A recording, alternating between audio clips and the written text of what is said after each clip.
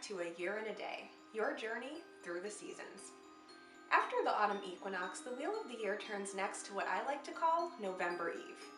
Of course, November Eve is by no means the only name for the extremely popular celebration which takes place on October 31st. The most common name is, you guessed it, Halloween. Halloween is one of the best loved seasonal celebrations in the world.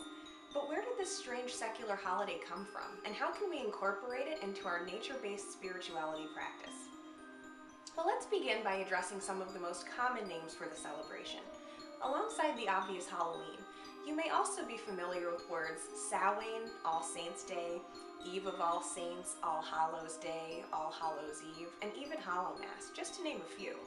But what do these things actually mean? The common consensus among scholars about the origin of Halloween stems back to pre-Christian Celtic culture. It's believed that long before the birth of Christianity in Europe, Celtic pagans believed that the year was divided into two halves, the summer half and the winter half, and they marked the beginning of winter with a festival called Samhain. The word Samhain was the equivalent of either November or summer's end, and it was the celebration of the new year. Once Christianity took hold in Europe, the church attempted to eradicate paganism and replace it with their own religious beliefs. But because traditions like Samhain were so deeply rooted in the culture of the people, rather than try to make it disappear completely, the church found it easier to just repackage it as a Christian holiday instead. In 835 AD, the church introduced a holiday called All Saints' Day, or All Hallows' Day, to be celebrated on November 1st, the eve of which was, of course, All Hallows' Eve on October 31st.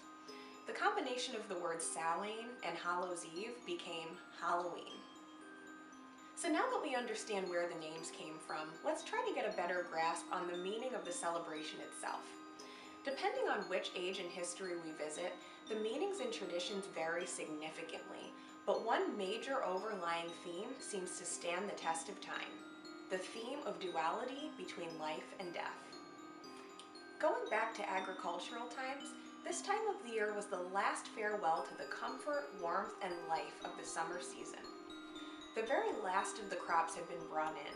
The trees and fields were barren, and it was time to slaughter any of the livestock that was needed for meat during the winter.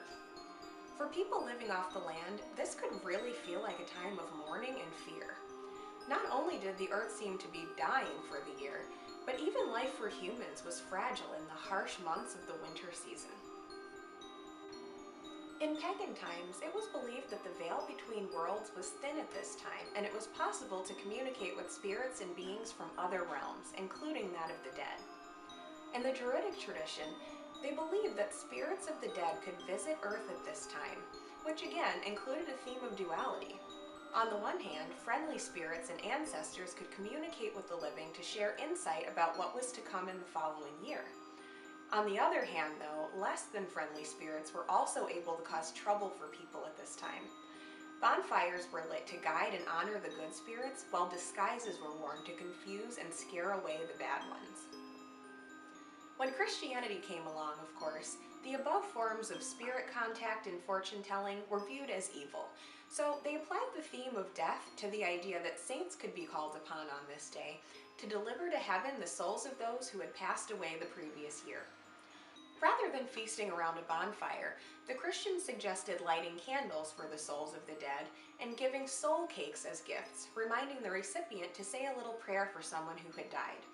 The tradition of going from house to house singing songs in exchange for these cakes evolved into what we now call trick-or-treating. The reason witches are such a common theme in our modern depiction of Halloween stems from the fact that anybody caught celebrating Samhain in the traditional pagan style after the birth of Christianity was easily identified and prosecuted as a witch. In fact, each of the traditions of Halloween, like jack-o'-lanterns, bats, and black cats, has an interesting origin from different times throughout history. But it's not my intention in this lesson to provide a detailed history of the origins of every popular Halloween tradition. However, I will say that the fun and festive tradition of Halloween that we celebrate today is a direct combination of ancient European superstition and the commercialism that came about during the Victorian Age in America. Learning about the vast array of spooky Halloween history is enough to keep you busy for hours this October. And I've put together a fun group board on Pinterest where our members can exchange articles, videos, projects, and all kinds of fun stuff this November Eve season. But regardless of which history and tradition you decide to study, one thing is certain.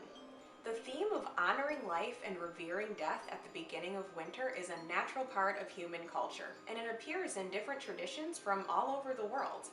In Mexico, for example, they celebrate the Day of the Dead, a happy time of venerating their loved ones who have passed away.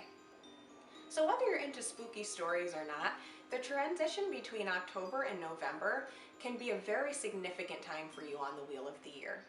It's what we call cross-quarter celebration, marking the midpoint between the autumn equinox and the winter solstice. It's said that the reason the ancient people celebrated cross quarters is because while the solstices and equinoxes are the beginning of the season, the cross quarters are the height of the season. For example, if you live somewhere like I do, where the leaves change in the autumn time, you'll notice that around the autumn equinox, the leaves are just starting to change, but around Halloween, the colors are in full swing. As you may know from previous articles, I was not raised to celebrate Halloween as a child. And as a young adult, I began to partake in the fun and festive aspects of it, like dressing up and decorating pumpkins. But it wasn't until last year that I learned how potent this time of year can be in terms of spiritual growth. This year, I'll be learning more about how to honor people who have passed away and those who have come before me, as well as taking the time to reflect on the changes Mother Earth is going through and how they relate to my own growth and development over the past year and in the year to come. In the next segment, I'll introduce our journaling topic for this celebration, as well as provide some fun examples of wonderful ways that you can get in touch with your spiritual side this November Eve. In the meantime, I'd love to learn from you guys. What are your traditions and intentions for this time of year? How do you balance the fun and festivity with spiritual significance? Please share your ideas and thoughts in the comment section of this article, and until next time, blessed be.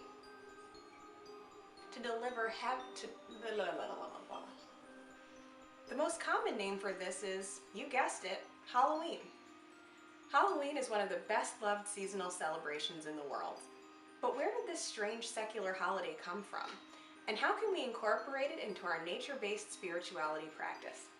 All over the world and different parts of history. Why is there always a cat?